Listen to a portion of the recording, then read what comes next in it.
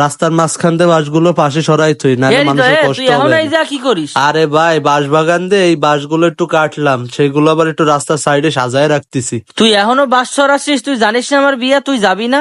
আমি শুনছি যে তোর বিয়ে ঠিক হয়েছে, তা কবে তোর বিয়ে? দুপুরে বউ আনতে যাবো, আর কালকে বউ বাদ। তুই যাবি তো এখন আমার সাথে? কি কইস, এখনই যা লাগবে তোর সাথে? আরে বাটা, এখন রেডি হইতে যাবি না? দুপুরে বউ আনতে যাবো। তাইলে আমি এই বাঁশ কয়টা বাড়ির ভিতর থুই তারপরে যাচ্ছি।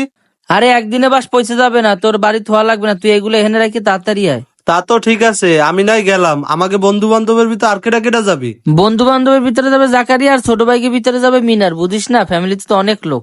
তোকে এই তিনজনটাই খালি কইতে পারছি। আচ্ছা তুই তাইলে এখন যা, আমি গুছাই গেছে আসতেছি। হ, তুই তাইলে যা, আর গোছায় গেছে আয়। বাড়ির সবাই গোছাইতে করছি, আর তুই এই কার্ডটা রাখ। শুক্রবার সপরিবারে সবাই আসবি, তোরে যেন আর ডাকা না লাগে। ও আচ্ছা ঠিক আছে, শুক্রবারে আমি আমার পরিবার নিয়েই আসবো অনেক। আর এখন আমার যাওয়াই লাগবে, তাই না? হ, তোর যাওয়া লাগবে না মানে? তুই রেডি হইয়া আয়।